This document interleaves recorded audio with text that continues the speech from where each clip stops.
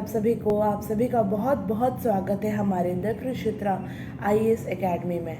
आज दोस्तों 13 जुलाई है और आज के द हिंदी न्यूज़पेपर में जो भी इम्पोर्टेंट आर्टिकल्स एडिटोरियल पेज पे या फिर कोई भी ऐसा कोई जो इम्पोर्टेंट टॉपिक है, आज हम उसको डिटेल में एनालिसिस करते हैं।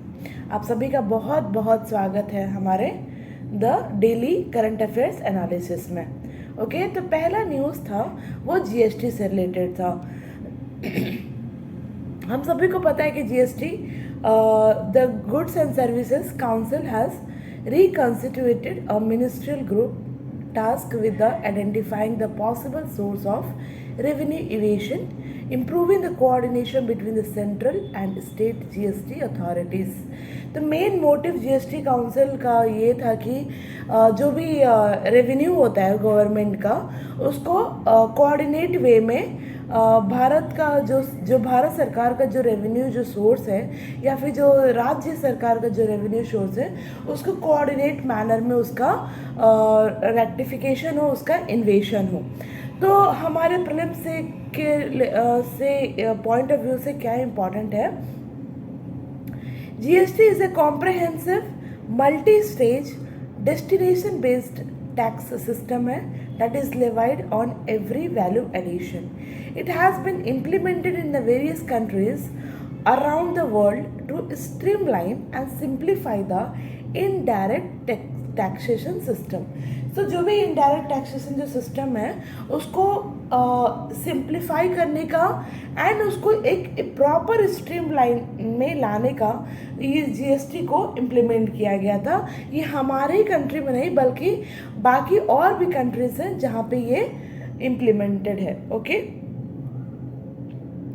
देन हम बात करते हैं कि what are the key features of the GST. तो पहला अगर हम बात करें तो ये तो कॉम्प्रहेंसिव नेचर का होता है। कॉम्प्रहेंसिव का मतलब क्या हुआ, GST is a comprehensive as it cover all the goods and services with the certain exemptions. हम बात करते हैं ना कि किसी प्रोडक्ट पे जीएसटी है, किसी सर्विसेज पे जीएसटी है या नहीं है, तो ये एक कॉम्प्रहेंसिव नेचर है जो कवर करता है सारे गुड्स को एंड सर्विसेज को। बट ऐसे भी गुड्स एंड सर्विसेज हैं जिस पे जीएसटी लागू नहीं होता है। देन सेकेंड बात करें मल्टी स्टेज पे, तो GST is levied at each and every stage of the production process but it is collected at the point of consumption. Levy तो होता है ईच एंड एवरी स्टेजेस पे, लेकिन इसको कलेक्ट होता है eight the point of consumption, consumer से। Okay, then destination based होता है। The tax is collected by the state where the goods and or the services are consumed rather than where they are produced. Suppose करिए कि हमारा कोई product है, अगर वो प्रोड्यूस्ड महाराष्ट्र में हो रहा है और उसको हम तमिलनाडु का कोई कंज्यूमर परचेज कर रहा है, तो वो ऐसा नहीं है कि जहाँ से प्रोड्यूस होगा वहाँ के लोगों को देना पड़ेगा। जहाँ पे कंजप्शन होगा, कंजप्शन कहाँ पे हो रहा है, तमिलनाडु में, तो यहाँ पे जीएसटी को पे करना होगा। तो इसको हम लोग डेस्टिनेशन बेस्ड बोलते हैं taxation system. Okay, then value addition, GST is levied on the value addition at each stage of the production and distribution chain. अब हम बात करते हैं what are the types of GST। पहला है सेंट्रल जीएसटी जो collected by the central government on the intra state sale. Then state GST which is collected by the state government on the intra-state। Intra और inter का मतलब तो आप सभी को पता ही होगा। इंट्रा मतलब कि उसी खुद के राज्य में और इंटर मतलब एक दूसरे राज्य में। Okay, then integrated goods and services tax that is IGST which is collected by the central government. तो हमें याद रखना होगा स्टेट जीएसटी को स्टेट सरकार लेता है, बाकी सेंट्रल और इंटीग्रेटेड को भारत सरकार के पास जाता है। ओके, दूसरी अगर हम न्यूज़ की बात करें तो वो एस डी जी सी सॉरी सस्टेनेबल डेवलपमेंट गोल्स, जो हमारे 17 जो सस्टेनेबल डेवलपमेंट गोल्स हैं उन पे जो नीति आयोग का क्या रिपोर्ट आया है उसको हम देखते हैं। इसको हम अपने GS paper 2 that is governance से रिलेट करेंगे। तो नीति आयोग का कल का फ्राइडे के दिन ये रिपोर्ट आया है कि 4th evaluation report of the India's progress on the 16 Sustainable Development Goal which is adopted in the 2015 by all the United Nations member countries, giving India a score of 71 out of 100। तो भारत का कितना position है? 71 out of 100, जो कि 57 था 2018 में। हमारे prelims के पॉइंट ऑफ व्यू से क्या इंपॉर्टेंट है, नीति आयोग क्या है? तो नीति आयोग को कब बनाया गया था? 2050 में। किसको रिप्लेस करके बनाया गया था? प्लानिंग कमीशन को। ओके, जो भी 5 प्लानिंग कमीशन था उसको रिप्लेस किया नीति आयोग। और ये एक national institution for transforming India 1 जनवरी 2015 में इसको इस्टेब्लिश्ड किया गया था by replacing the planning commission. और ये बहुत इंपॉर्टेंट है, ये प्रीलिम से रिलेटेड इस पर क्वेश्चन भी आ चुका है कि weather NITI Aayog is a constitutional body, non constitutional body, statutory body. तो ये हमें याद रखना चाहिए कि ये ना तो ये कॉन्स्टिट्यूशनल बॉडी है ना ही स्टैट्यूटरी बॉडी है। Okay, it was created by a executive resolution of the government of India.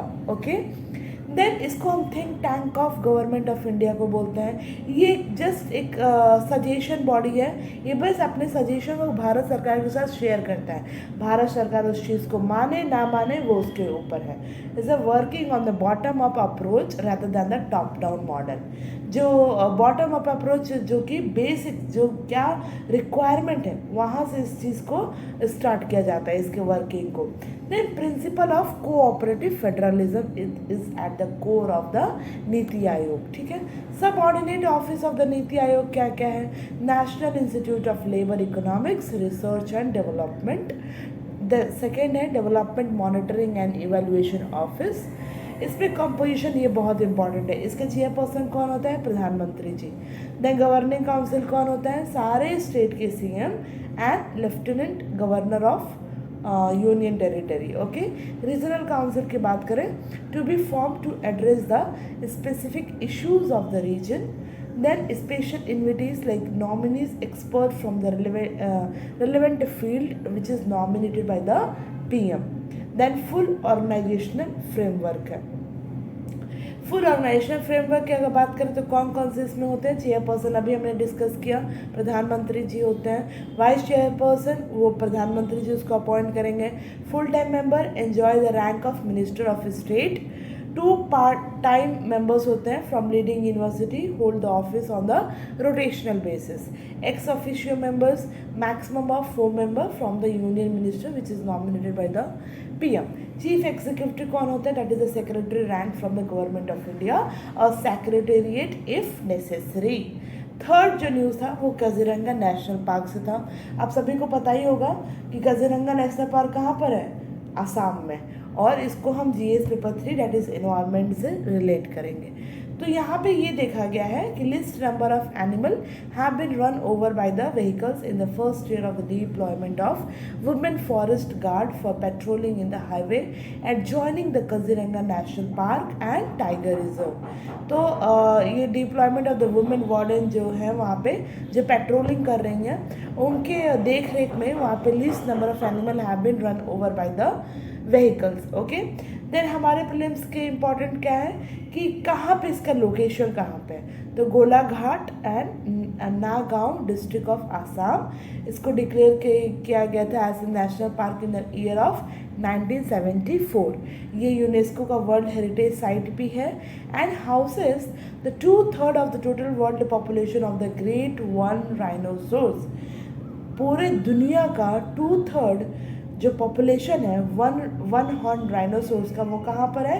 Kaziranga national park that is in Assam. Okay, then it is the largest undisturbed area in the Brahmaputra valley flood plain. इसका vegetation की बात करें तो it is a mixture of eastern wet alluvial grassland, semi evergreen forest and tropical moist deciduous forest.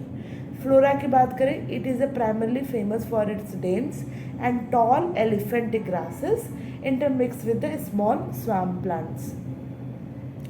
इसमें बहुत सारे abundant में क्या है, वाटर लिलीज है, वाटर हाइसिंथ है, लोटस है, and then rattan cane, that a type of climbing palm is also found here. Fauna की बात करें तो यहाँ पे ये बहुत इंपॉर्टेंट है, प्लीज़ आप इसको मार्क डाउन करिए.